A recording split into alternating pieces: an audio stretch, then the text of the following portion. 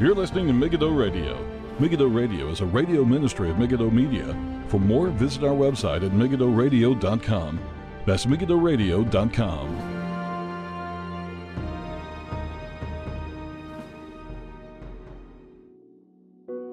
Hey everybody, welcome. This is Paul Flynn with MEGIDDO Radio for the 14th of October 2017. Thank you all for tuning in.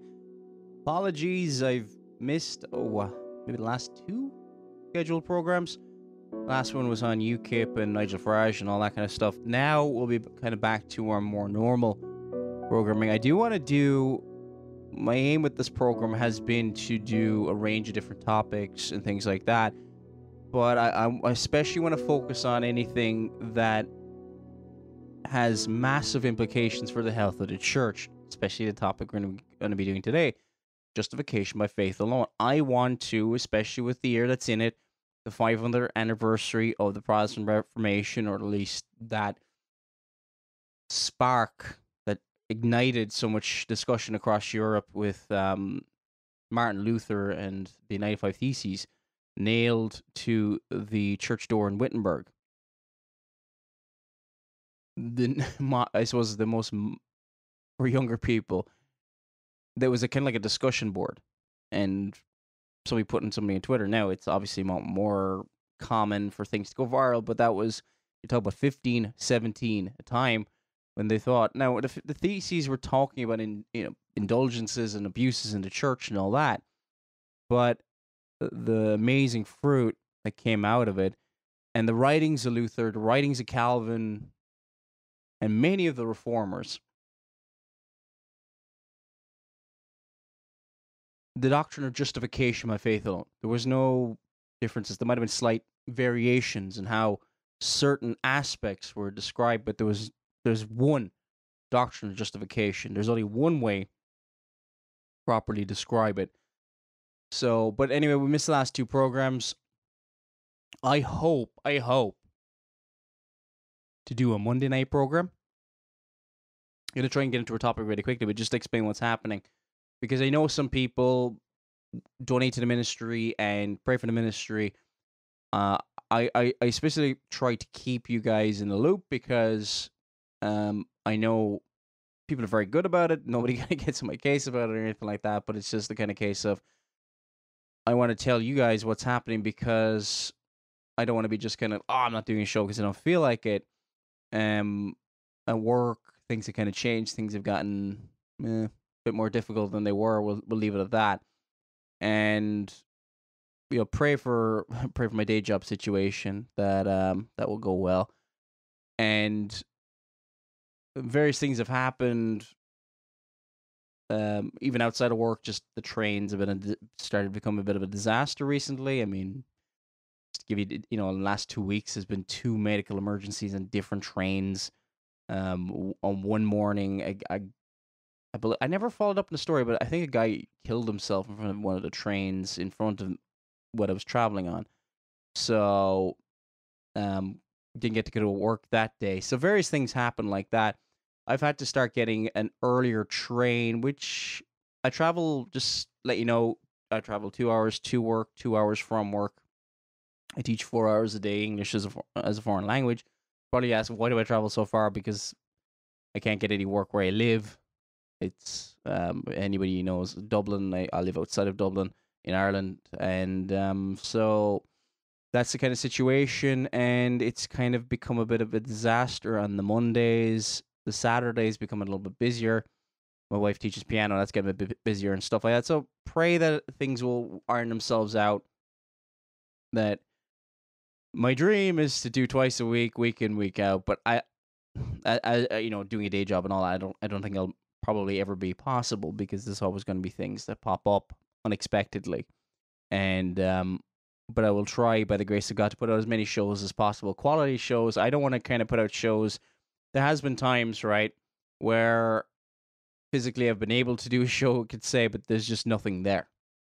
And I don't want to come in front of you guys and just to be waffling, honestly. And even though it might seem at times that I'm doing that, I try to the best of my ability, like on the topic today, which is incredibly serious, and it pertains to a very prominent and very influential theologian, or pastor at least, within the church. So this is incredibly important. So just keep that in your prayers. And any other questions, I'll try and be as forthright as possible, because there's a lot of internet ministries that they kind of come, I've known a podcast years ago, started off around the same time as me, and some of them did about, I don't know, a few episodes and then disappeared. I know I try to encourage some people when they start podcasts, and just to realize how much work it is. And, it's easy to do 10, 20 episodes, honestly. And then you kind of run out of things to say. Consistency. Set a certain amount of time. If you find that you can't fill up that time, just cut it down to half an hour or whatever, and just be consistent. Especially those who want to go in the ministry when they're in the future. Be consistent. Do the simple things, be it midweek service and all this kind of stuff. Do the quote-unquote small things well. And podcast is no different, and it should never, ever take away your work within the church. My view has always been, if you can go evangelize, you can go spreading your tracts with the church. I don't care if you're preaching or whatever, it doesn't matter. And that over podcast, you go with the tract distribution, honestly. Go with that. Anyway, but getting on to our topic so that we don't run out of time. John Piper. I haven't talked about, well, I did talk about John Piper on the show on Rick Warren, but it was just to show, this is worth covering, because a very influential minister such as John Piper thinks that Rick Warren's okay and actually likes him. And I played some clips from that and talked about that bishop in Orange County who's got a very ecumenical, very unbiblical relationship with him. Rick Warren prays with this Bishop Van, B-A-N, if I'm not mistaken. And I dealt with that a couple of shows ago. And I played some clips. Just, hey, this is why it's unfortunately necessary to cover this. So, but I never expected to be doing this. Some of the material I'm going to be covering today, and just on what I believe John Piper's serious error, corrupting the gospel error, is I sent it to many people anybody could think of who have got a lot of respect for, be theologically sound, and get their opinion. And it ranged anywhere from, I don't know what they're saying, to what he's saying, to this is serious heresy. And even a number of these people asked me, is this John Piper? And actually, a lot of the time, not every single time, but a lot of the time I just sent the quote, what do you think of this? And a lot of these people asked me, is this John Piper? And they said, this is really concerning. It's been concerning people. His liberal political leanings. He supported Black Lives Matter and all that kind of stuff, and the stuff that's going on with Lecrae. I'm not going to talk about that. I'll try and keep away from that today, but this is far more important. And I haven't heard enough people talk about it. It's starting, from what I can see, there's starting to be a bit of chatter around. I can see in certain circles about it. One comment I saw defending John Piper was a bit, well, are they really reformed? Do they actually know anything what they're talking about? They need more education if they dare challenge John Piper. I'm not saying that's... Look, I'm not here to get into any war with anybody who does not see what I'm presenting, but I think it's pretty blatant. Anyway, so this is not an old sermon that I'm going to be, quote-unquote, digging up. This is from, I think it's from about 2 weeks ago. It's from a sermon that was posted September 13th, 2017. So this is like last month. And the articles called, that really alerted my attention to this, Does God Really Save Us by Faith Alone?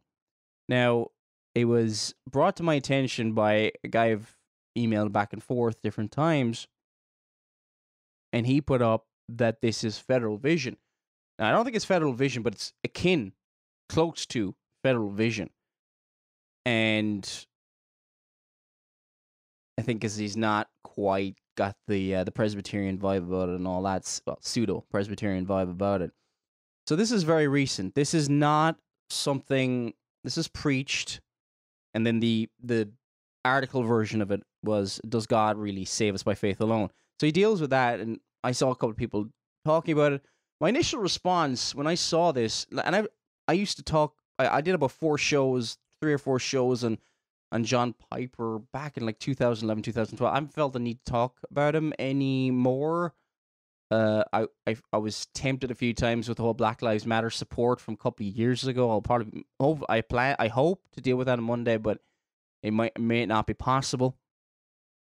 But I actually just thought, okay, this person has maybe gone overboard with the criticism a little bit. And then as I read it, I realized, no. Criticism wasn't overboard. I've never been a fan of John Piper. I can understand why he's popular. He's very dynamic. He's very, he's kind of exciting to listen to. The way he preaches. But what does he teach? On the doctrine of justification by faith alone. If you listen to this, you could say message I'm going to be playing for you now in a second. Try and get it in front of me here. It's for the first 27 minutes of it. I can't really find anything I disagree with. I'm just going to go through a few things. Like, for example, he goes through the doctrine of justification by faith alone. And he said, it's by faith alone. There's nothing to be added to it. But the problem here is his definition of the process of salvation. Talks about God is for you. Now, this brings in Christian hedonism, which is really a problem. He reinterprets and strangles the question 1 of the Shorter Catechism, what is man's chief end? Now, if you want any more information on that, E.S. Williams has written a book on it, which I just read, and I might try and get E.S. Williams on the program. If anybody knows him, maybe contact him if I don't get a chance to do that. He's welcome on the program to talk about his book. But so he goes through that, and it seems to be a pretty good. I need to go through the Desiring God book and all this. I'm not saying I've read every single thing the Pipers published, but I have this sermon and other things he's written. And on the doctrine of justification, it is seriously lacking. Now, he talks about various things, human rebellion. For the first 27 minutes of this message, I can't find anything wrong that, it might be slight nitpicking here. Little things like God declares you innocent. No, it's really God declares you righteous. Christ's act of obedience. He fulfilled the covenant of works. Now, he doesn't really go through it here, and he doesn't really explain it. He says you're declared a law keeper, not a law breaker. See, before you're, guilty, now you're a law keeper. But he doesn't really explain it well enough. That would be, I suppose you could call me nitpicking at that point. But it wouldn't cover something like that just on that alone. God declares you righteous. But Piper doesn't believe, and this is serious enough from what I can see, unless his view has changed. Quite possible. On the covenant of works. He doesn't believe in the covenant of works. The covenant of works is in the Garden of Eden between God, and mankind represented by Adam. And this is seen in Romans chapter 5, verses 12 and around there. Verses 12 to 14. And also Genesis chapter 3. There's conditions, and if there's a breaking of the covenant by eating of the tree of the fruit of the knowledge of good and evil, what was the condition? Perfect personal obedience of Adam as a representative of mankind. In Adam all die, but in Christ all shall be made alive. So you have this covenant of works. If Adam obeyed the law perfectly, he would have inherited eternal life. So, and that was his works, merits. However, a lot of people, especially in lots of various views of new perspective on Paul and all that, reject the covenant of works and have a kind of a flattening out of the covenant. So they see the covenant in the garden as a gracious covenant. So then when they say, I'm not talking about Piper necessarily here, but when they insert works, they say, well, it's not of any merits. There's no merit there. So that's how they get around that. Okay, and it's a really serious thing. You've got to watch out for how they define the words and the terms that they're using, because they use biblical terms like justification, sanctification. But they unfortunately do not stick to the historic and biblical understanding of them. Those, Doug Wilson, all these other people will say, oh, well, I hold to the Westminster Confession of Faith. Well, what do they mean by these terms? They've taken these terms and they've redefined them, unfortunately. So, but apart from that, pretty much up until the first 27 minutes, pretty much agree with everything. Justification by faith alone.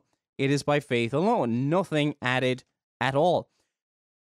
Now, we're going to start 27 minutes and 38 seconds into this message that was given to the Bethlehem College and Seminary Chapel in Minneapolis. And we're going to go through it as fast as possible and comment on it. There are two ways of justification. The way of law-keeping, which requires your perfection, and the way of faith, which depends on Christ's perfection. These two paths into the place where God is 100% for you are so distinct they cannot be mixed at all. Completely agree. I'm just for those listening or big John Piper fans, agree up until this point, okay?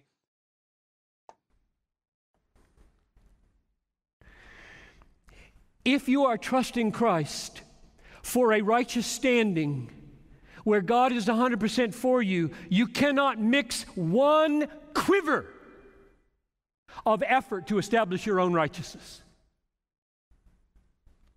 And if you are seeking to establish your own righteousness, your own record of virtue, as an entrance into the position where God is 100% for you, you cannot mix the slightest faith. Notice how he says, and this will become important later on, you can't add anything, nothing can be worked, no works can be added when you enter into the position. Remember how it's entering into the position where he says God is 100% for you. It's about his view, and this will become important later on, is talk about the initial part of the process of salvation, right? This will become important later on, okay? Keep listening to this. Faith in Christ as your all-sufficient righteousness. They are mutually exclusive. It's one or the other, law-keeping to establish my righteousness, or faith alone to rest in His. One last question. What is this faith? What's it like? What kind of thing is it? It is a receiving of Christ for who He really is. The beautiful, supreme, all-satisfying treasure that He is as our divine substitute and sovereign. It is the receiving of Christ for who He is.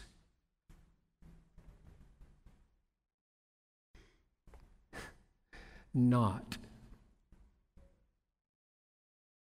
as health insurance. Now, okay, I don't think it's explained incredibly well. Receiving for who He is. Stick to biblical terminology. I'm not going to nitpick too much, but like repent of your sin and trust in the Lord Jesus Christ. again, but dealing with a point here, it's true, not as health insurance. Okay, completely agree. He's dealing with antinomianism, where it's just like, like they say, like a kind of a flu shot, as they say in the States. Kind of a just in case, just to get into heaven. Speaking against the real error and heresy of easy believism, where you have a dead faith, you believe intellectually, but that's all it is. The demons have faith and tremble. Various people in the scriptures, a lot of the Jews were described to have believed on him, but did not have saving faith. There's two types of faith. Not that it's faith plus something extra on top of it, some kind of caricature sometimes certain people use, unfortunately, but that there's two types or characteristics of faith. The faith that just kind of merely intellectual and doesn't really think much else of it, doesn't really love it. But then there's a true saving, justifying faith, which produces fruit. Notice I said justifying faith, not fruit of justification. This is important. Our faith produces fruit. To be really strict, and we need to be strict again in the church, justification does not produce works. I know you'll point to James. That's a declaration. These are works produced by sanctification to show that we were initially justified. Justification and sanctification are linked together, but they are not the same. Justification takes place and it is a declarative judgment before the throne of God. Sanctification is something that takes place within the sinner, and talks about our relationship to God as our Father, as being changed and being conformed and sanctified, being brought in conformity with His image. That sanctification there are different. Justification takes place outside of the sinner. It's declarative. It's by God. It's an act of God. Yes, it is by faith alone, the empty hand by which we apprehend Christ. But it is not a dead faith. And if you look at the different examples of people believing, there's examples of, I was reading of Simon the Sorcerer in Acts chapter 8. And it seems like from it that he had a dead faith. So, Simon used sorcery. This is Acts chapter 8, verse 9. And then later on in that chapter, he wanted to buy the power of the Holy Spirit, and to put on his hands on people and to be able to dispense the Holy Spirit like that. But what was Peter's response? Acts chapter 8, verse 20, but Peter said unto him, thy money perish with thee, because thou hast taught that the gift of God may be purchased with money. Thou hast neither part nor lot in this matter, for thy heart is not right in the sight of God. Repent therefore of this thy wickedness, and pray God, perhaps the thought of thine heart may be forgiven thee. For I perceive that thou art in the gall of bitterness, and in the bond of iniquity. Basically, he's saying, I perceive that you don't know how the truth. Okay? It says earlier that, when they believed, they were baptized. So, something popped up there. I don't know what happened to the screen. Okay. So, you have dead faith described in the scriptures. And yes, let's not have the straw man here. Yes, it is not a dead faith. But it's, unfortunately, in this message, Piper goes even further than that. Or fire insurance. How many hundreds of thousands of people are in our churches who have not received Christ as the beautiful, glorious, infinitely valuable, all-satisfying, sovereign and substitute and treasure that He is, and are not saved year after year in church. I grew up with so many.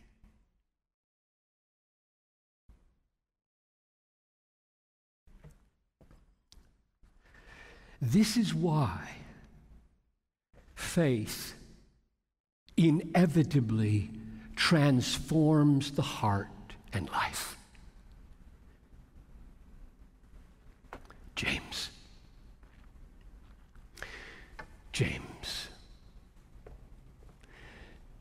saw it. He saw it. He saw what people were doing with faith alone.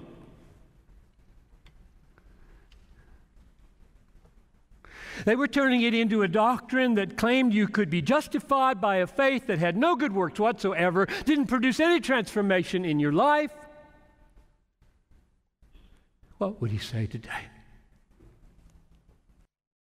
A perfectly valid criticism of the modern church. Completely 100% agree with this. Again, just want to point this out before we get any further. He said no to such faith. He said it's dead. Faith without works is dead, 2:17. He said it's like a body without breath, 2:26. He said it's like energy with no effect, 2:20. He said it's like energy with no completion, 2:22. He said if there's justifying faith, there will be, it has works. So he says, I will show you my faith by my works. I will show you. They will be confirmed by my works. I will show you my faith by my works. Yeah, James talks about the declarative justification.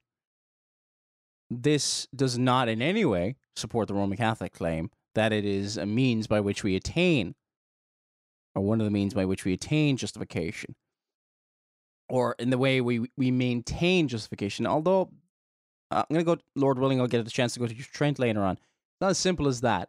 Rome believes entering into justification, that initial part, is gracious. And they can say at various times without being consistent with themselves, it is by grace alone at the initial point. But then those works after the initial justification, if you want to call it that, because justification and sanctification are more or less the same thing in Roman Catholicism, Roman Catholic theology in a practical sense. I'm not saying that they would say that, but in practical sense, they're pretty much the same thing. That it's in becoming made righteous, which is really sanctification.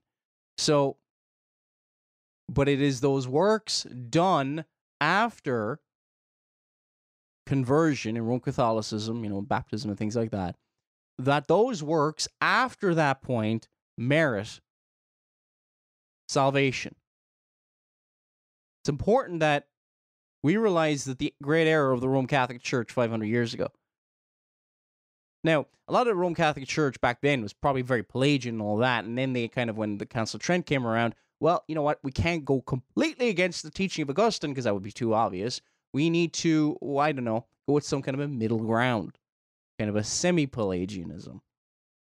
Condemn Pelagianism, show that we're still Orthodox in their own way, but really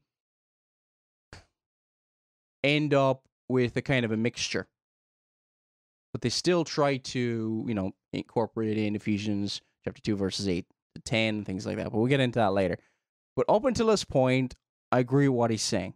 We should preach against an antinomian gospel. All of which Paul would agree with because of Galatians 5:6.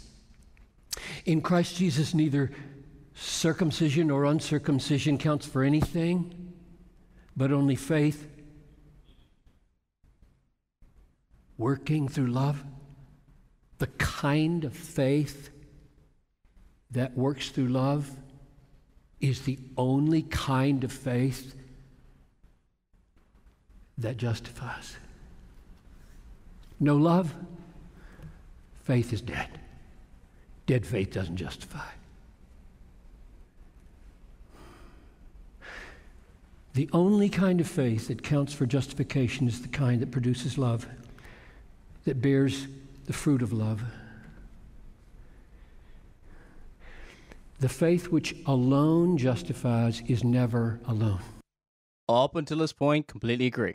Completely agree. Just to be clear here before, okay, completely agree up until this point. Westminster Catechism. But always yielding a transforming fruit. So, when James says those controversial words in verse 24 of chapter 2, a person is justified by works and not by faith alone, I take him to mean not by faith which is alone.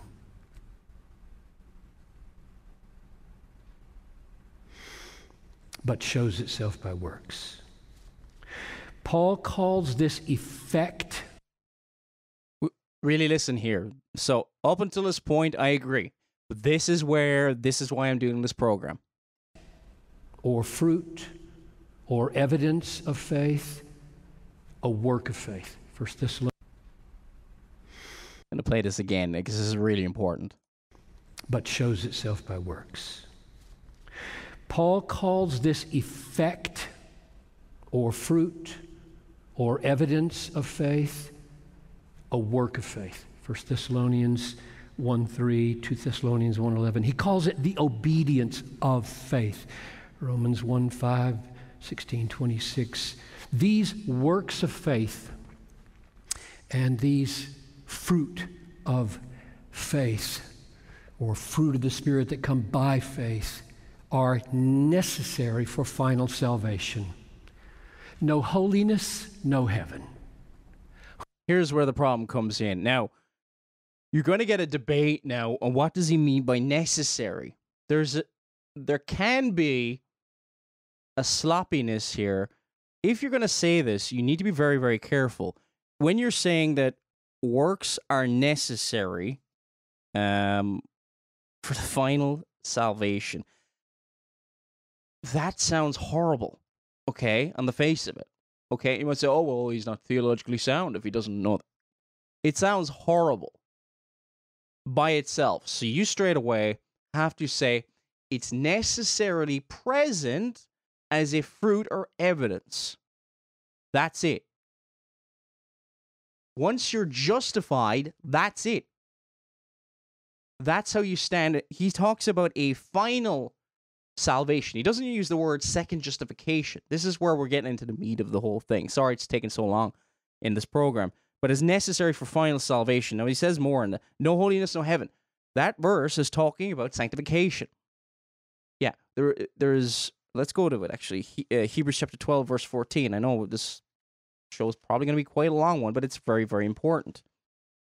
And it's very, very serious, and its implications are huge, unfortunately, for the church, because this is the guy who has been seen as the opponent of, like, anti-right and people like that. So I think probably because of that, maybe he gets a pass in this area. But I don't know. All right, Hebrews chapter 12, verse 14. Follow peace with all men and holiness, without which no man shall see the Lord. It is necessary. It's worded, the best thing you can say here. For what he said here, it's worded awfully. It's worded awfully. These works, he says, I'm going to quote him what he said rather than playing it again.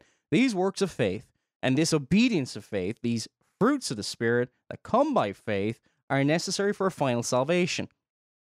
You have to explain, if you want to distinguish it from Roman Catholicism,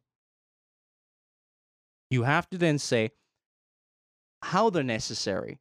You could say it in a Reformed sense, necessary in the sense of they'll necessarily be there, but they're not necessary for final salvation. No, that's heresy. Right off the bat, right? But you will get, and the Reformers are right when they do write that it's necessarily there, because if you've been justified, there will be holiness in your life. Okay? There is a holiness. If you don't have holiness, you will not see the Lord.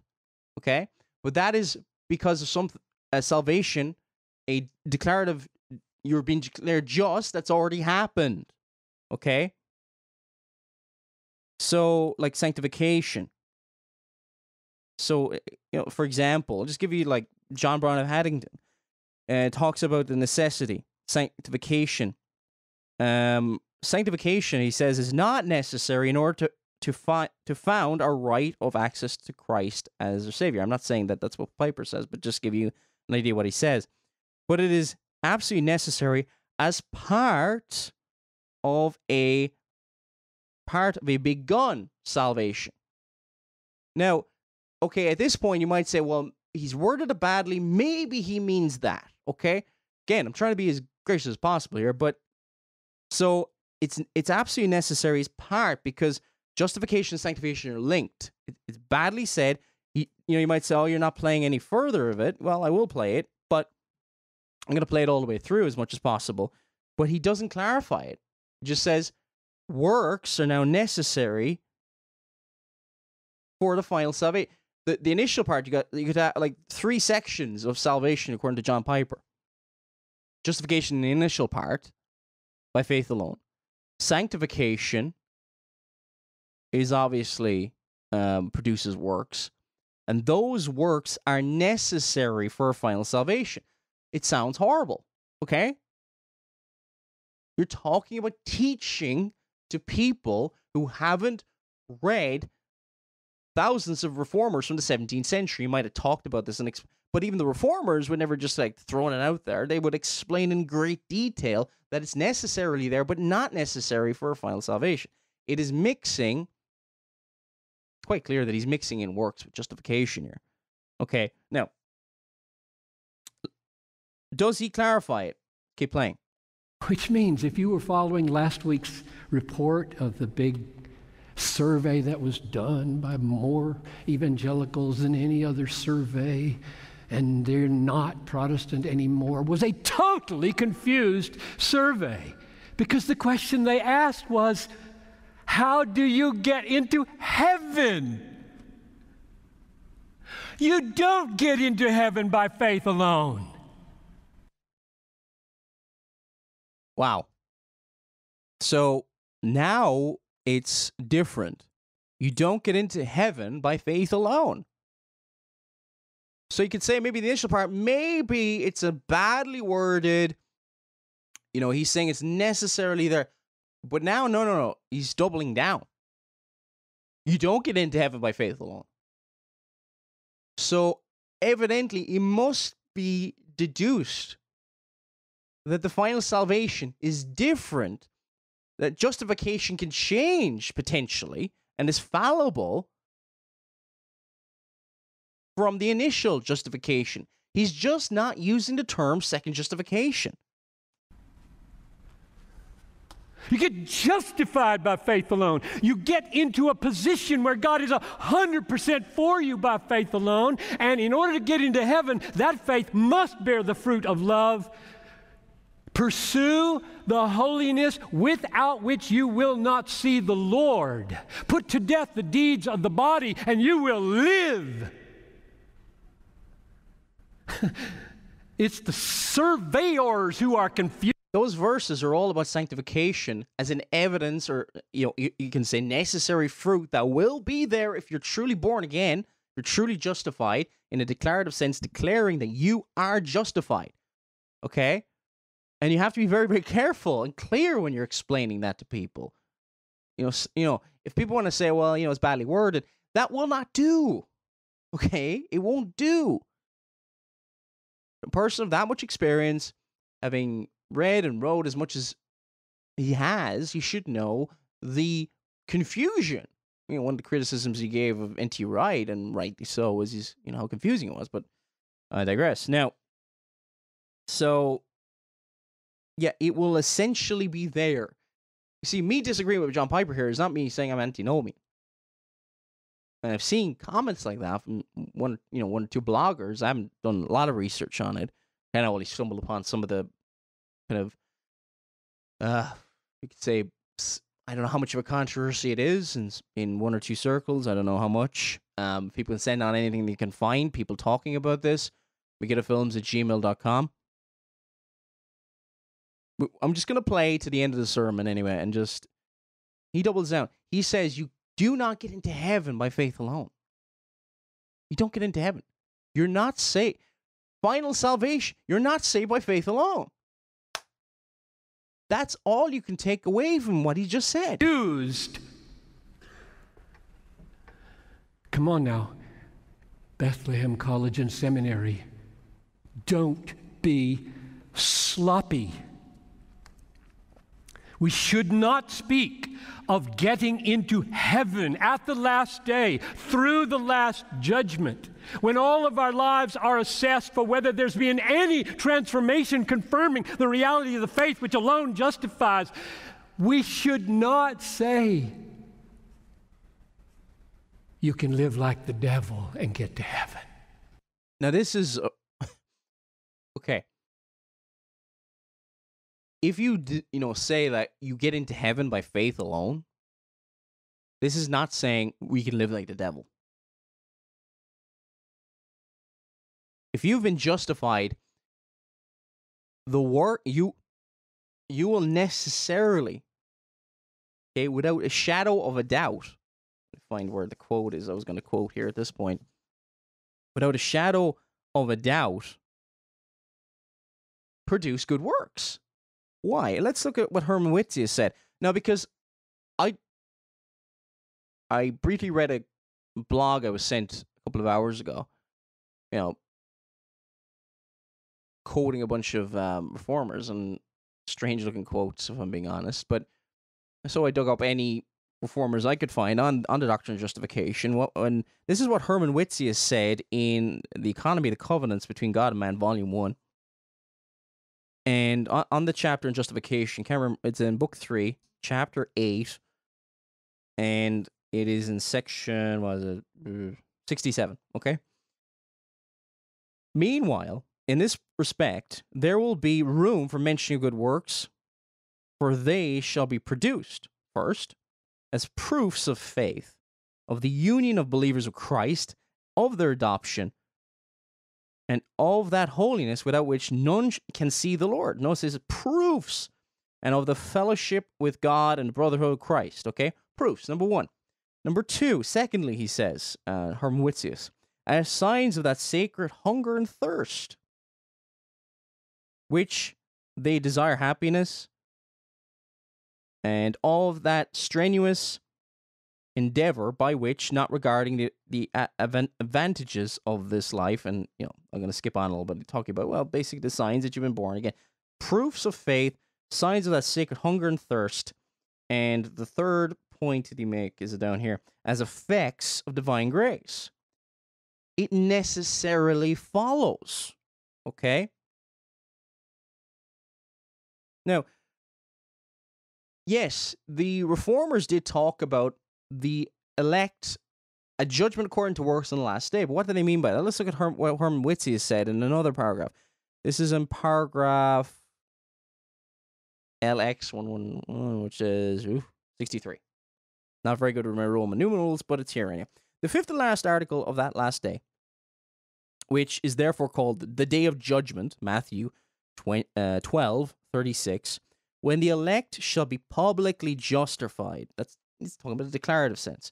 In the view of the whole world, declared heirs of eternal life, which justification indeed may be called universal, as all those who are to be justified shall appear together before God's tribunal. Nevertheless, it will be most peculiar, and everyone shall be recompensed according to his works. So,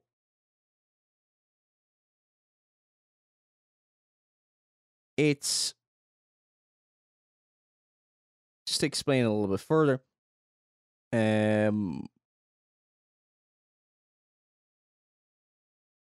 says that. I'm going to skip on it. Two paragraphs. It says here, paragraph 65 or section 65, whatever way you want to put it. The ground of the former declaration. This is a few of the reformer. I don't like the term second justification. John Owen rejected things like that. Many of the reformers rejected, and I think it should be stay away from the term because it can cause problems.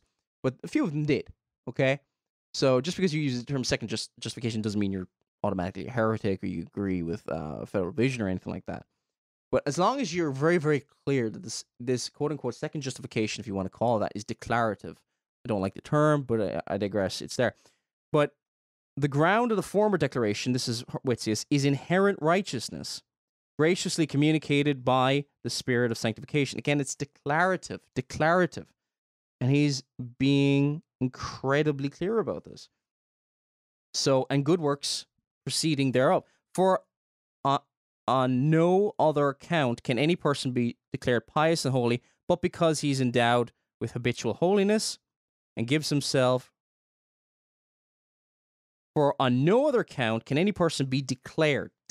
Now, also is it declared pious and holy? You gotta be very careful now, especially if people put in ... in quotes. But because he's endowed with habitual, it's not because he's endowed with habitual or inherent holiness, and gives himself to the practice of holiness, Matthew 12:37, by thy works thou shalt be justified. Again, let's talk about a declarative justification. That is, be declared just or righteous, because works are indications of the mind and signs either of the good or bad treasure of the heart, when the Lord will bring in to light the hidden things of darkness. And he quotes there from 1 Corinthians chapter 4, verse 5. Long and the short is, yes, there's a judgment, you could say, at the end, but this is talking about either James or in a declarative sense of an actual justification that has already taken place. So what can we surmise by that? You are justified by faith alone. Of course, you get into heaven by faith alone. How is it any different? And if you say, well, he means something else, but you have to state that, but in the same context, in the same, almost in the same breath. He says, no, you don't get into heaven by faith alone.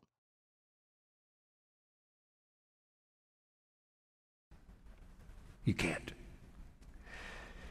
There is a holiness without which we will not see the Lord. Hebrews 12:14. So, essential to the Christian life and necessary for final salvation is the killing of sin, Romans 8:13, and the pursuit of holiness, Hebrews 12:14. Our works. This is what J. Gresham Machen said. If Christ provides only a part of our salvation, leaving us to provide the rest, then we are still hopeless under the load of sin. For no matter how small the gap which must be bridged before salvation can be attained, the awakened conscience sees clearly that our wretched attempt at goodness is insufficient even to bridge that gap. Mortification of sin, sanctification and holiness. And what makes that possible and pleasing to God is what? Now, these next two sentences are absolutely crucial for your living the Christian life in a way that pleases the Lord. What makes it possible for you to kill sin, pursue holiness, which are essential for going to heaven?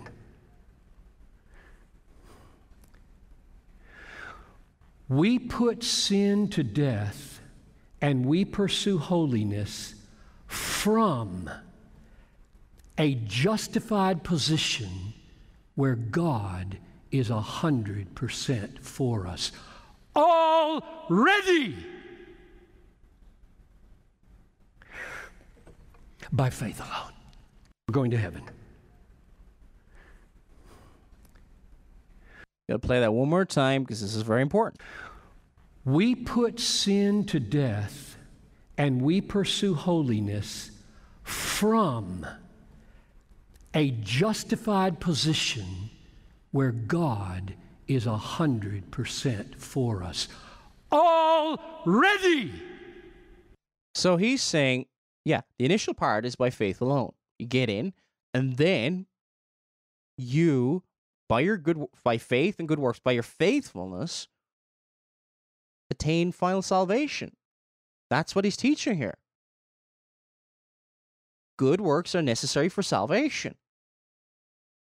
Not as an evidence of good fruit, but for final salvation. So must necessarily be a second justification that is dependent on faithfulness. to Christ. He's even clearer than other people within these spheres of like the new perspective of Paul. By faith alone. Yeah, the initial part. The initial part. You are in that position where God is 100% for you by faith alone, and from that position you now put sins to death and you now pursue holiness. And that sanctification, that pursuit of holiness becomes now, I know he says it's not the grounds of salvation. It doesn't matter what he says here. That sanctification now becomes the ground. Like Rome will say all sorts of things. Lots of theologians will say all lots of sorts of things. But that now becomes the grounds of final salvation. Using his own term. He wrote an article. I'm going to get onto that as soon as we finish here. From that position, and here's the second sentence that's all important.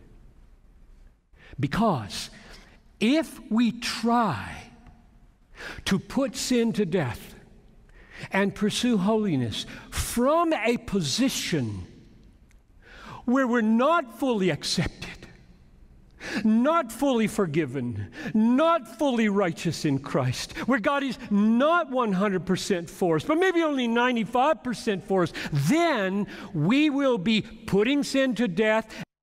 It's very... This whole idea of God is 100% for you, that's what justification means. No, God is for God. It's a very Arminian, man-centered... Yeah, you know, the more I study Warren, Piper's theology, the more I can see where he doesn't mind somebody like Rick Warren. Because Rick Warren will say, oh, it's not about you, it's about the glory of God, but then it's, you know, when you're being happy and you do what you like, you get his view of Christian hedonism where, you know, God is glorified when you get the most pleasure out of him. It's all about you. Really. And I know people say, oh, it comes from the first question to the shorter catechism. No, it doesn't. It comes from changing of the first question to the catechism. You know, man's chief end is to glorify God and enjoy him forever. Piper changed it to glorify God by enjoying him forever. That you do it by enjoying yourself. Think of Christ in the Garden of Gethsemane. Was he, when he was bleeding drops of blood, was he, and he was saying, let this cup pass from me, and talk about the wrath of God being poured upon him, was he was that pleasureful? So God wasn't glorified in that? In everything Christ did? Christian hedonism has many holes in it. It exalts pleasure and sensuality above, well, actually, the glory of God. Yes, in the midst of chaos, it talks about in Psalm 37, delight thyself in the Lord. But not everything in the Christian life is delight. It's an effect of trusting in the Lord. Trust in him.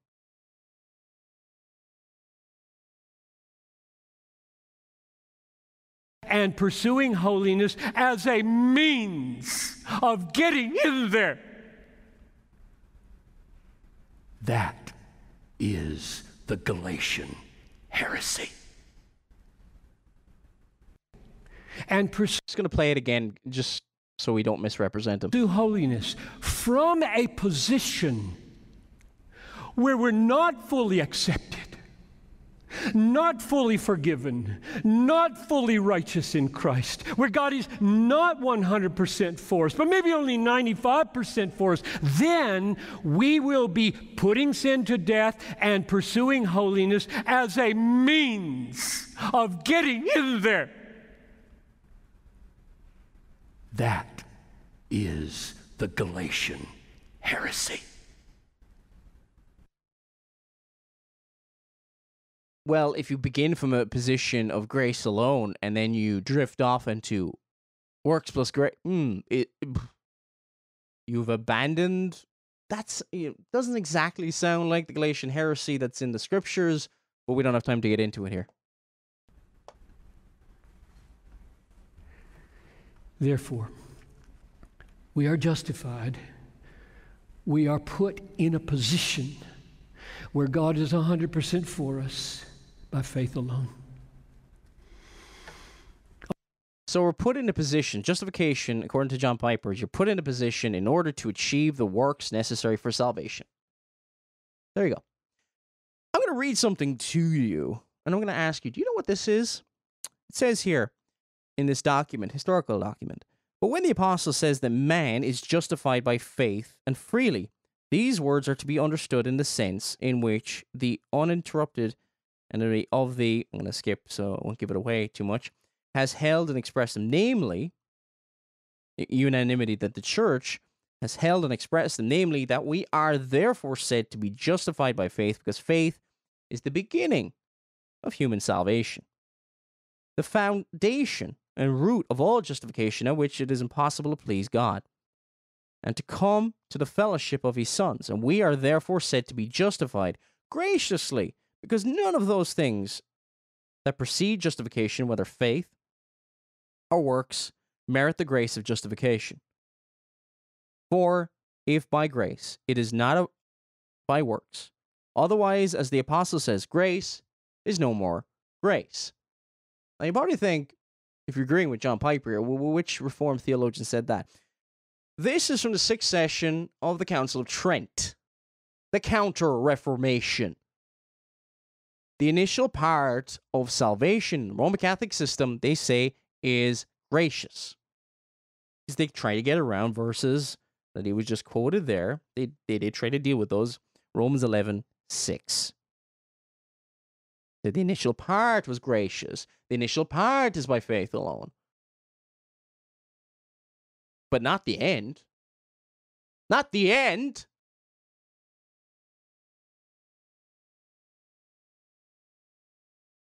The only difference here is Piper doesn't say that the works needed for the final salvation are meritorious. Probably because he still holds the view that, going back to his days when he wrote the foreword in Daniel Fuller's book, Daniel Fuller, who rejected the entire inspiration of the Bible, who was a great inspiration, he was a very influential on John Piper's life. Let's get a quote here from the foreword to Unity in the Bible, which was written by Daniel Fuller. He rejects in this he said he could never find in the Bible the so-called covenant of works. And I found something from a couple of years ago, he's a bit wishy-washy on it. So, but it would stand to reason I don't think he really believes in it, but I digress. Now, what does he say here?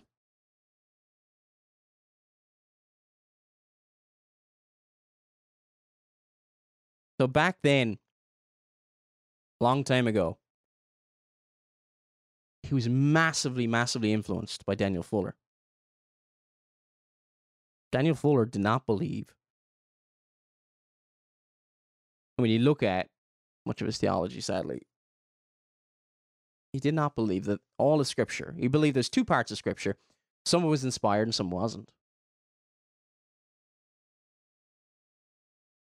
Now, all he says in his foreword, actually, there's not too much actually after getting it. And he said, well, also he says that he learned hermeneutics from Daniel Fuller. It stopped being a job description for earning wages. He's talking about in the Garden of Eden. And under the so-called covenant of works, which I never find in the Bible, and became a precious doctrine. So he's talking about that act, that obedience, that act of obedience, because you get rid of the covenant of works. What did Christ fulfill? Fulfill the law. He obeyed the law. He merited on our behalf. So it kind of destroys all that. The initial part, you'd be hard-pressed to find the difference between what Piper's teaching here, there's variations, and what Roman Catholicism teaches, and what Norman Shepherd taught back in the 1970s. Now, some of you might not be aware of who Norman Shepherd was. If you don't know anything about the Norman Shepherd controversy, I would recommend get this book called The Current Justification Controversy. It was written by O. Palmer Robertson. And from what I know about it, it was quite difficult for O. Palmer Robertson to get it published for various different reasons. We can never let, and this is kind of what's happened in the church in the last couple of decades, the celebrity status, and I'm not saying it's anything new, celebrity status of a preacher determine biblical procedures, okay? However popular they may be or anything like that. However, let's also not, just because they are popular, go after them. We need to be very careful. Norman Shepherd, during a controversy, I won't go into too much of it here, but in a controversy, he was a teacher in Westminster Theological Seminary. That was a seminary started by J. Gresham Machen, and others were there who left the Presbyterian Church in America, I think it was called, or of America, not too sure. What they were called, they're basically what, if you could say, the modern day PCUSA. They were apostatized after that point. So they left, formed the OPC, and also they left Princeton Theological Seminary, and they formed Westminster Theological Seminary. I think, though, there are two different Westminster Theological Seminaries, so I got mixed up between the two. I think it's the one in Philadelphia or California. I think one of them's much sounder than the other, but I digress. Anyway, so the one that was started by J. Gresham Machen. Now, during the 1970s, it was discovered during an ordination question and answer kind of thing that Norman Shepherd was teaching his students that people were justified by grace and works. A little bit later, after he presented his theses to the public, you'd say, or what he wrote later on is his position was kind of watered down and modified a little bit. Still heretical, but I digress. This is what Norman Shepherd wrote in some of the theses he wrote. Shepherd wrote, "The Pauline affirmation in Romans chapter 2, verse 13, the doers of the law will be justified, unquote, is to be understood in the sense that faithful disciples of the Lord Jesus Christ will be justified." Okay? The whole idea, you're saved by faithfulness, not faith alone. You're saved by faithfulness. This goes back, right? It's nothing new. But, this is where a lot of the new perspective of Paul stuff has come out of. Westminster Theological Seminary, unfortunately. The modern stuff, I mean. The exclusive ground of the justification, this is going back to Shepherd, the exclusive ground of the justification of the believer in the state of justification is the righteousness of Jesus Christ. Again, exactly like what Piper says. But Shepherd says, but his obedience is necessary to his continuing in a state of justification. Now you say, Piper never said that. No, he doesn't call it justification. He doesn't say it's the second justification. He doesn't say it's necessary to continue. They're not his exact words, but he says it's necessary for final salvation. That's the same thing. If you're saying that in order to maintain yourself in justification, because the way Piper's teaching this is, okay, you're justified by faith alone, but what happens then if you... It gets really confusing, I'll be honest. And this is the problem with his view. The initial part is by faith alone, but then you depend on works and faith after that point. Can you fall away? And if you can't fall away and it's not possible to fall away, why is there a distinction and something different to be said for each part? In Thesis 22, he wrote, this is Norman Shepherd, the righteousness of Jesus Christ ever remains the exclusive ground of the believer's justification. But the personal godliness of the believer is also necessary for his justification in the judgment of the last day. AKA, the words used by John Piper, final salvation. Thesis 23. Good works though not the ground of the believer's justification, again, it's pretty much identical to what Piper's saying, are nevertheless necessary for justification. Piper's just called it final salvation. No difference. What did the man of the day say when having viewed his thesis? Having viewed looked at part of what he was teaching. I think this was back in 1979. Dr. Martin Lloyd-Jones said, Shepard's teaching is a subtle form of legalism and eventually is another gospel. Martin Lloyd-Jones. His view, which is almost identical, all right? Martin Lloyd-Jones, maybe not reformed enough for you, maybe.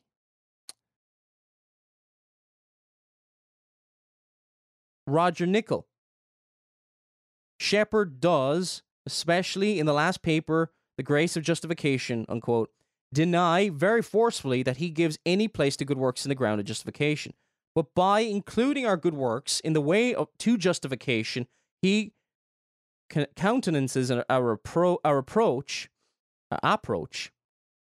which warrants that fear his distinction will not be readily perceived by most who hear of it, and that a reversal may develop towards a doctrine of justification by works, which would approximate the error of Romanism.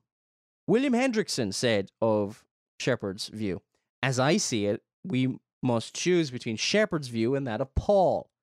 Meredith G. Klein, Professor Shepard, posits a simple equivalence between the national election and the individual election to eternal salvation, calls this one variety of election, the only kind that figures, according to Professor Shepard, in that we say about the historical realm, covenant election, and concludes from the fact that elect national Israel become reprobate national Israel, that covenantal election, whether we found, is losable.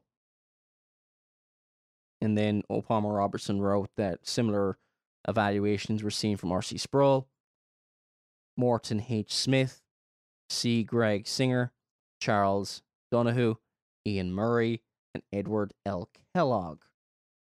But not everybody came to that conclusion, by the way. There were many people who supported Shepard, and there will be people who support Piper today.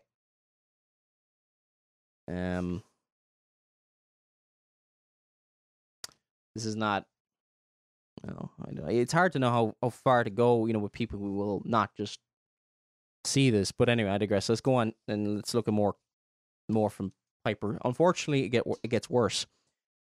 In his article, now we're finally about an hour and 8 minutes into the program, and this should be on Megiddo TV as well, because I want this to be on YouTube, but I'll probably try and maybe, if there is a program one day, and I say a big if I'm physically able for it, I'm going to be looking at Lecrae's racism and John Piper's support of it.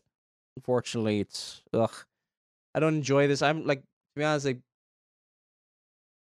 probably because so many people I have a lot of respect for would quote Piper and like him, and I don't get it. And I never really have, but I haven't felt the need to talk about him for a very long time. And I remember years ago I was talking about his practice of Roman Catholic mysticism, Lectio Divina.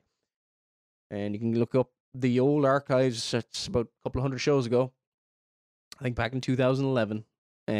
But my views might have been a bit funky in places because I wasn't Reformed at all.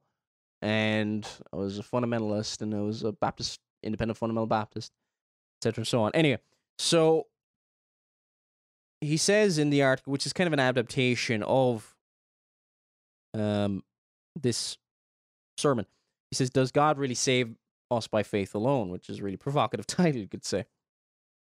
He says, justification is fine. Okay, he talks about justification, sanctification. He says in part of the article, in final salvation, at the last judgment, faith is confirmed by the sanctifying fruit it has borne. Okay. That's okay. Okay? I'm not saying anything about that. And we are saved through that faith. That fruit, sorry. Through that fruit and that faith. AKA, we're saved through works and faith. Again, identical to shepherd.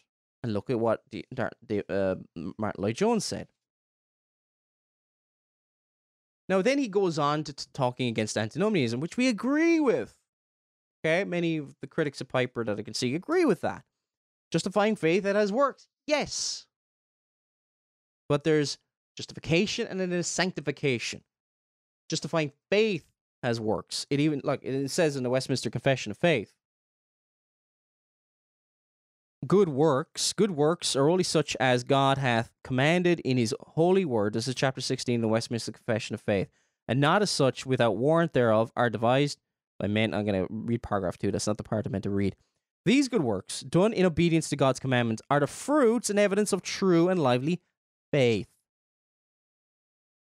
I think it's a bit sloppy. I wouldn't kill somebody over it, but, it's the fruit of justifying faith.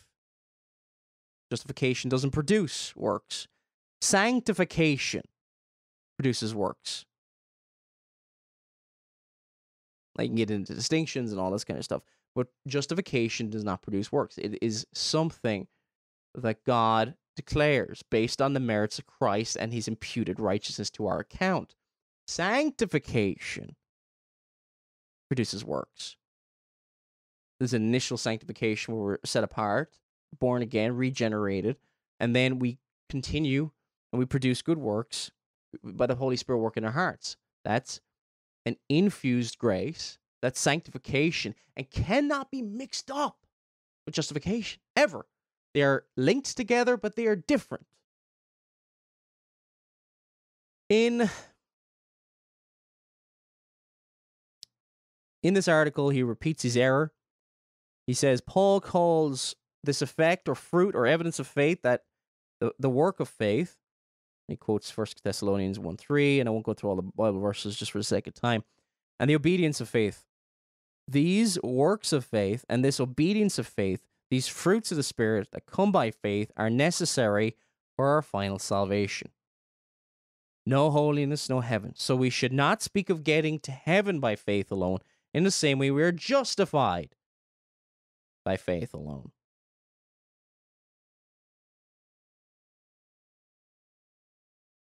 Essential to the Christian life and necessary for final salvation is the killing of sin. Again, it doesn't sound in any way, shape, or form that he's talking about that it's a necessary effect or fruit. He does not describe it like that. And the pursuit of holiness. Mortification of sin, sanctification, holiness. But what makes that possible and pleasing to God? We put sin to death and we pursue holiness from a justified position where God is 100% for us already by faith alone. Look, again, Rome says the same thing, more or less. Gracious at the beginning and then merit after that. He says something very interesting, very telling, especially for the people who want to claim that, our critics really reformed and all this kind of stuff. He says, this is Piper writing, so faith alone doesn't mean the same thing as when applied to justification, sanctification, and final salvation. Again, the same categories. He's not saying that's different categories. It's necessary in different ways. These are Piper's own words. This is written. This is not a slip of the tongue. He says, you can see what extraordinary care and precision is called for in order to be faithful to the Scripture when using the 5 solas. And since Scripture alone is our final and decisive authority, being faithful to Scripture is the goal, we aim to be biblical first and reformed only if it follows from Scripture. Which is interesting. Well, he's not reformed, especially his charismatic leanings and other things as well. See, he's Calvinistic, but is he really Calvinistic if he's falling off in this era? But we aim to be biblical first and reformed only if it follows from Scripture. Why say that if I don't know, all the reformers apparently agree with you?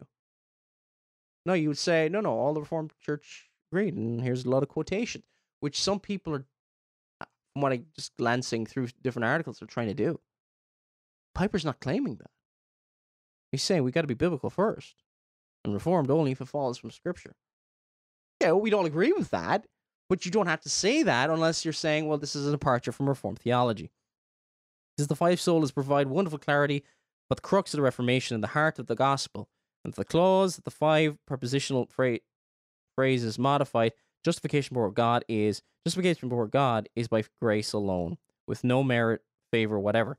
Look, and you say, oh, look, no merited favor, whatever. Yeah, because he rejects the covenant of works in the Garden of Eden. And he doesn't see works as something to merit anything, because he's very antinomian. That's an issue for another day, but he's very antinomian. It's about seeking your desires and pleasures in God, not about obeying commandments. You might think it's not the same thing.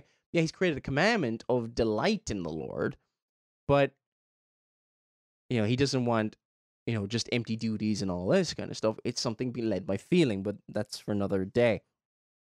On the basis of Christ alone, and in no other sacrifice or righteousness as the foundation. No such as the foundation. What you build upon the foundation is another issue. Through the means of faith alone, not including any human works whatsoever. Again, he's talking about justification, because justification is the initial part. To the end that all things lead ultimately to the glory of God alone, as taught with final decisive authority in the Scriptures alone. But it doesn't stop there. There's a sanctification process, and then a final salvation, which is not mentioned in the last paragraph, which requires works. It's a corruption of the doctrine of justification, whatever he may mean. Best thing you can say, it's sloppy beyond imagination and incredibly irresponsible. That's the best thing you can say. But whatever way you can slice it, he has corrupted the gospel. Is this new? Is it new? It appears as not. Back in 2015, Piper wrote a foreword for a book called Faith Alone, The Doctrine of Justification, what the Reformers taught, and why it still matters. Okay, so he wrote a foreword to this book by Thomas Schreiner. In this foreword that he wrote back in 2015, he said, the stunning Christian answer is sola fide, faith alone. But be sure you hear this carefully and precisely. He says, right with God by faith alone. Not attain heaven by faith alone. There are other conditions for attaining heaven, but no others for entering a right relationship with God. In fact, one must already be in a right relationship with God by faith alone in order to meet other conditions. Does this sound like by faith alone to you? Or does this sound like a works corruption of the gospel? He says, we are justified by faith alone, but not by faith that is alone. Again, we agree, okay? We agree with that part. We reject the antinomianism, like at least a lot of the Reformed people who I've seen criticizing him. At least the articles I've seen, I can't vouch for everybody. Faith that is alone is not faith in union with Christ. See, he goes back between dealing with antinomianism and then setting up that kind of straw man in order to insert works into salvation. Union with Christ makes his perfection and power ours through faith. What perfection? What are you talking about? Are you talking about his perfection in terms of God is righteous, and he's always righteous, he's morally pure, or is it the active obedience of Christ? I've never seen him be clear on this. I'm just looking for clarification here. If anybody knows it, you can email it to me, MEGIDDOFilms@gmail.com. But his perfection and power through ours through faith, does he make Christ active and passive obedience? So I think everybody agrees with the passive obedience part, but Christ's active obedience, obeying the law perfectly, as summarized in the Ten Commandments. And back then it was the ceremonial law as well, but ultimately it was the moral law. Obeying the law perfectly in our stead, right? Is that what it's imputed, that righteousness? Or, see, it's never kind of clear anyhow. And in union with Christ, faith is living and active with Christ's power. Agree with that, okay? Such faith always works by love. Amen. And produces the obedience of faith. We agree. Absolutely.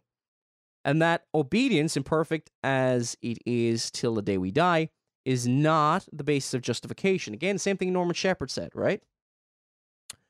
But a necessary evidence of fruit of justification. Amen. Okay, we agree with that point. Necessary evidence. Notice if you said it's a necessary evidence, perfect. You've clarified it. You made it abundantly clear. It's a necessary evidence. This is what the Reformers talked about.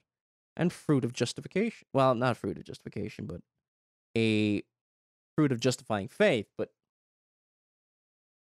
in this sense, then he just inserts this. In this sense, love and obedience, inherent righteousness is required of believers, but not for justification, he says. Keeps it, no, I'm not saying justification is not by faith alone. That is required for heaven, not for entering a right standing with God. So entering a right standing with God and entering into heaven are separated and made different things. So therefore, they must be two justification. What is justification? Declared righteous before God. And if you're declared righteous before God in an unchanging way that, those who are in Christ, there's no condemnation, well, how can it ever change the final result? How is it different? If you're justified at the beginning, you're going to be justified at the end. And the same way you get into heaven is the same way you enter into right standing with God. How about the thief on the cross? How about the baby who dies in the womb? Who is actually, God is merciful to, who dies within the womb, and he, as David says, when his child died, that I would go to be with him.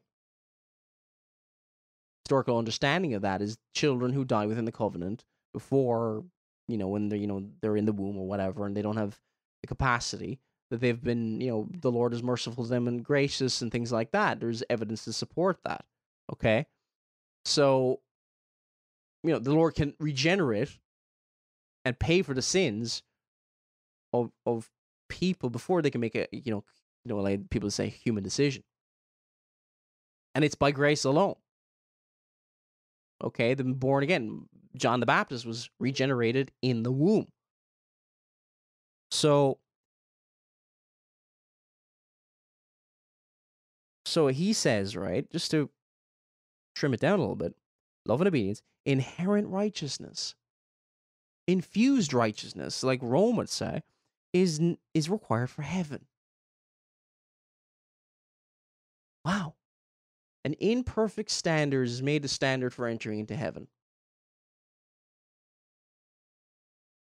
Is this the great champion of the Reformed Church? At the end of this article, this foreword, he quotes from Schreiner. I don't know who this guy is, to be honest. And talks about Christ. He says, is the guarantor of my salvation. Well, if he guarantees your salvation, and you enter into right standing with God, how can it be any different? The end.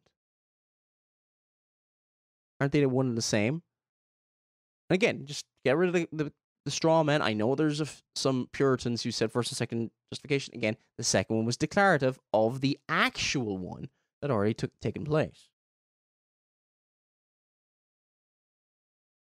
So when John Piper will say, oh, we're justified by faith alone, till he's blue in the face. But ask him, how do you get into heaven? Faithful works, by faithfulness, by your own efforts. That's what he's teaching. It's a false gospel. What else can be called? I've seen suggestions, we don't be uncharitable. Well, how was Paul towards those who preach another gospel? What else? What other opinion are we to have of somebody who preaches another gospel?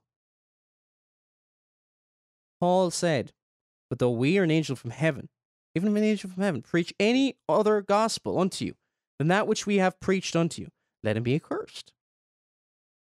Not very nice of Paul, is it? For we said before, so say I now again, if any man preach any other gospel unto you than that which ye have received, let it be accursed. For do I persuade men or God, or do I seek to please men? or if I pleased men, like anybody who likes John Piper, I should not be the servant of Christ. What a warning, what a sobering warning. We need to be very careful on what we're saying about other people. Be very careful, document it. There's other people who've written on various errors and aspects, but this gets to the very core of the gospel. I'm trying to find the book in front of me here. Oh, here we go. John Owen, and I've quoted this before. I never thought I'd have to say about John Piper. I never thought, I thought, no way does he do this. Didn't ever. But I email people, and people will seem to be well aware of it, unfortunately. They're, and I was talking to somebody, and they said, well, thinks he retracted it, said it before, and retracted it now again, or something like that. This is very recent, folks. This is like a couple of weeks ago. He preached this, when I played in the audio, September 13th, and there's a little bit sometime later that he put out the article. John Owen said, there cannot be a more effectual engine plied for the ruin of religion than for men to declaim against the doctrine of justification by faith alone. And because of Piper's view of final salvation and how you enter into heaven, he has redefined justification, and he has included works into that umbrella. What else needs to be gone through here? I'm going to read a few quotes just to wrap up the differences between justification and sanctification. Lord willing, to encourage people. Works are necessary as fruits and evidences of our union to Christ. This is John Brown of Haddington in his Systematic Theology. Faith in him and justification by his imputed righteousness. Notice how we say it is necessarily there, but it's not necessary. You understand me? Evidences and fruits. And they explain this. You see, they realize it had to be explained and had to be clarified. John Brown of Haddington said in Systematic Theology, justification changes our state in law before God as a judge. Sanctification changes our heart and life before him as our Father. Justification delivers us from the law as a broken covenant. Sanctification conforms us to the law as a rule of life. Justification delivers us from his avenging wrath and instates us in his favor. Sanctification conforms us to his image. Justification frees us from all obnoxiousness to the punishments of hell and entitles us to the happiness of heaven. Notice this, it entitles us. Sanctification frees us from the pollution and slavery of our lusts, and prepares us for heaven. That is sanctification. That does not mean this will be... I don't know what else to say about this.